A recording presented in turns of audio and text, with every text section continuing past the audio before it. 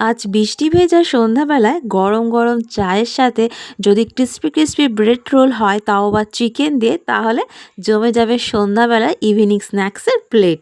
Hello friend, আজকে chicken bread রোলের recipe share করব। তার জন্য প্রথমেই অবশ্যই লাগছে ব্রেড নিয়ে নিয়েছি, আর ব্রেডের কোণগুলো কেটে আলাদা করে রেখে দেবো, কারণ ব্রেড রোল করার সময় কোনো রকম প্রবলেম হবে না। কোণগুলো কেটে নেওয়ার পর প্রত্যেকটা ব্রেড ভালো করে বেলে নিতে হবে চ্যাপটা করে, কারণ ব্রেডের মধ্যে যখন চিকেন স্টাফড করব তখন ছিঁড়ে যাবে না বা নষ্ট হয়ে যাবে না, ভালো করে রোল হয়ে যাবে, আর ফ্রাই করার সময় কোনো রকম খুলে যাবে না। তাই প্রত্যেকটা ব্রেড বেশ ভালো করে চ্যাপটা করে বেলে নিতে হবে, যাতে ব্রেডের হাওয়া বাইরে বেরিয়ে যাবে আর পাতলা রোলের মতন হয়ে যাবে।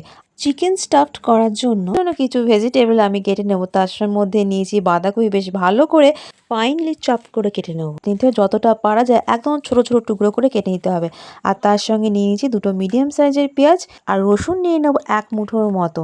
আর তার সাথে সাথে নিয়ে নিয়েছি ধনেপাতা আর ঝাল অনুযায়ী কাঁচা লঙ্কার কুচি। আর তার সাথে লাগবে অবশ্যই চিকেন। আমি এখানে বয়েল করে রাখা চিকেন কিমা মানে শ্রেডেড চিকেন নিয়েছি, আর তার সাথে নিয়ে নিয়েছি গ্রেটেড গাজর, পেঁয়াজ, রসুন, ধনেপাতা, কাঁচা লঙ্কা, কর্ন, সুইট কর্ন, আর নিয়ে নিয়েছি আনারস 1 কাপের মতো। আর তার সঙ্গে নিয়ে নিয়েছি জল ঝরানো টক দই 2 চামচের মতো, আর গোলমরিচের গুঁড়ো 1 চামচ, স্বাদ মতো নুন, আর সবশেষে নিয়ে নিয়েছি বড় চামচের 1 চামচের মতো মেয়োনিজ দিয়ে একসঙ্গে ভালো করে মিক্স করে নেব।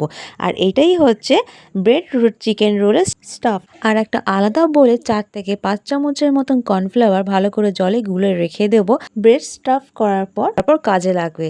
এইবার সময় হয়ে গেছে এক একটা ব্রেড বা প্রত্যেকটার ব্রেডে ভালো করে চিকেন আর ভেজিটেবলের স্টাফড ভালো করে ভরে বেশ ভালো করে রোল করে ফোল্ড করে নেব, আলাদা করে রেখে দেবো। পরপর এইভাবে প্রত্যেকটা ব্রেড রোল করে নেব। তারপর সবশেষে কর্নফ্লাওয়ার ব্যাটারে ডিপ করে নিতে হবে লক হয়ে যাওয়ার জন্য, বাইরে থেকে বেরিয়ে নেওয়া যায়।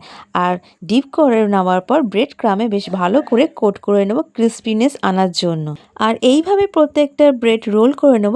এখানে একটি ইম্পর্টেন্ট কথা বলে রাখি, যারা ভেজিটেরিয়ান আছো বা চিকেন পছন্দ করো না, তারা শুধু পনির বা ভেজিটেবল দিয়ে ট্রাই করতে পারো।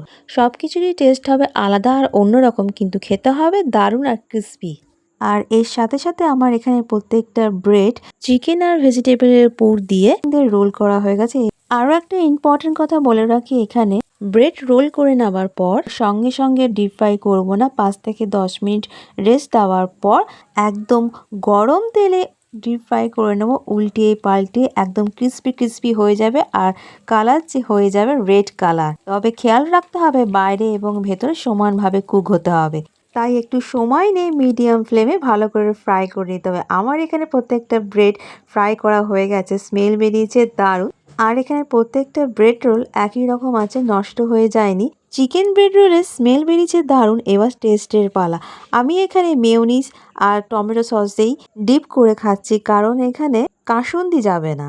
টেস্ট হয়েছে দারুণ, ট্রাই করে দেখতে পারো, ভালো লাগবে তোমাদের। তাহলে আজকের এই ইভিনিং স্ন্যাক্সের রেসিপি কেমন লাগলো প্লিজ কমেন্ট করে জানাবে। ভালো লাগলে অবশ্যই লাইক করবে, শেয়ার করবে, সাবস্ক্রাইব অ্যান্ড ফলো করে পাশে থাকবে আমার। আমি তো এখন খেতে ব্যস্ত হয়ে গেছি, আজ তাহলে আসি, দেখা হবে আরও একটি নতুন রেসিপির সাথে। ততক্ষণ সুস্থ থেকো, ভালো থেকো, সাবধানে থেকো। Tata, bye bye, good evening.